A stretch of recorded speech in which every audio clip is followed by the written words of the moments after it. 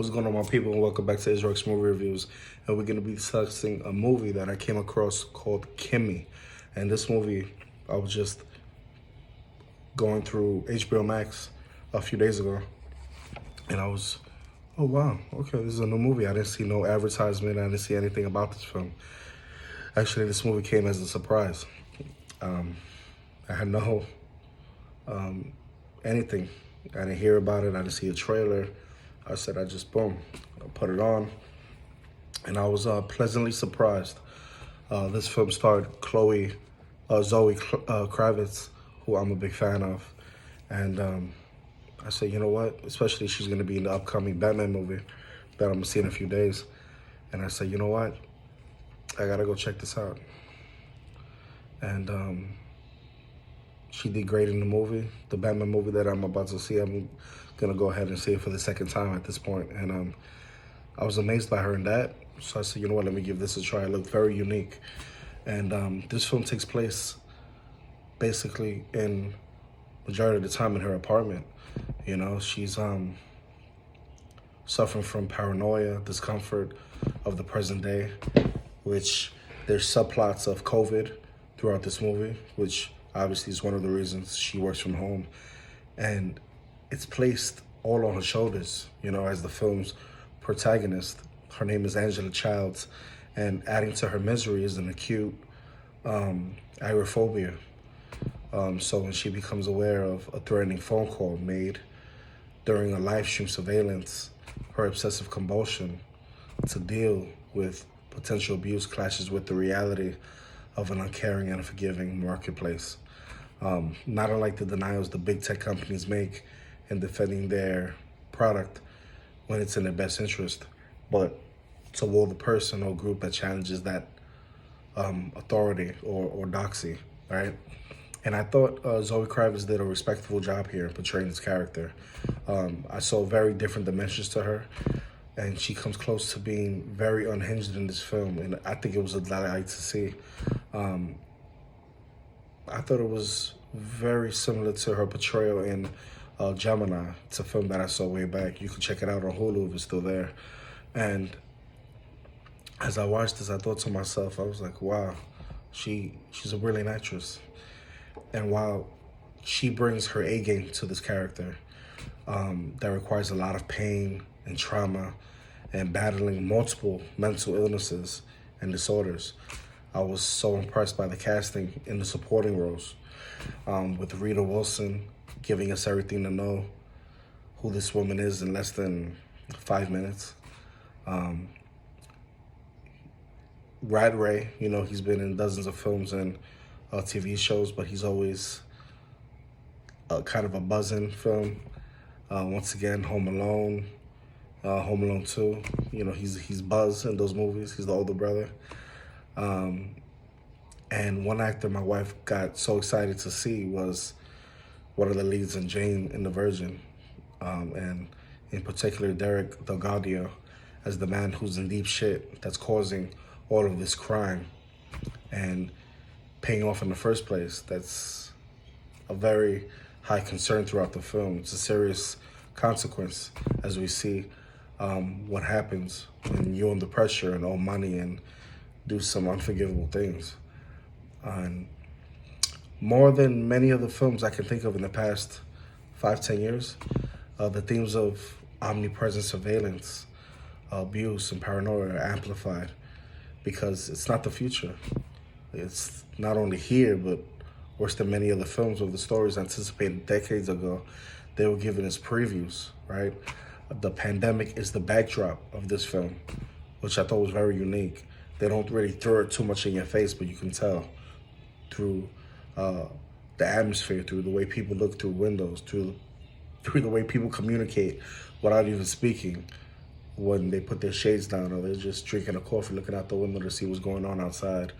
In this state, this character doesn't really go outside. You know, she tries, you can tell, to a certain extent, and has to back up. She has a toothache that she needs to eventually get a root canal on and can't even go outside to see a dentist because of that fear. It's very omnipresent. And but it doesn't feel inconsequential to what's happening in the film.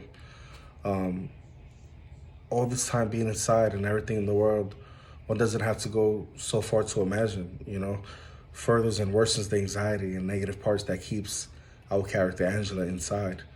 It's also about how some of us, may even the director himself, cannot pay attention to the little details if we were surrounded by the things we're familiar with day in and day out. Even for sure, the toothache that I just mentioned. This isn't to say some things aren't without criticism in this film, like how the little screen time we get with Erika Christensen. We do understand what her function is in the film, but if we would have got a little more of her, that would have been really great. And that the film doesn't make it seem too difficult for Angela to traverse all outside the ground once it opens up and the door, and it gets very maniacal, once certain tropes start to appear in this film.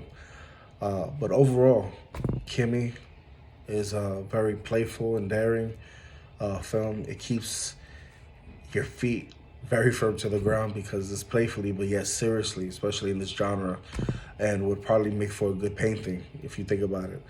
The director, Soderbergh, it's hard to pronounce that last name, but you can tell that he uses his own insane ability to get these tropes across. And it's also about a woman under dire straits fighting her own inner conflicts while powers far greater than hers pull the strings. It's a minor idiosyncratic gem by a director and writer who make it seem so easy when it's definitely not. I feel like you have to leave it to one master to imitate another.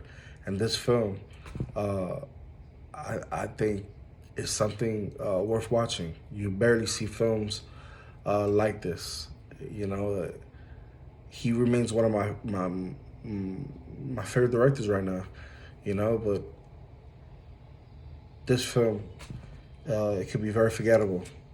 Although it was good, I love the story of agoraphobia, COVID, being a programmer to a device very similar to Alexa, and hearing a crime and not being able to do much because of, the politics, and also her backstory, having trauma,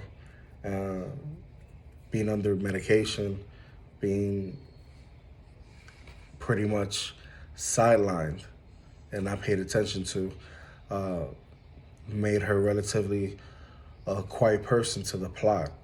And even when she pleasantly has these outbursts throughout the movie, she's very human.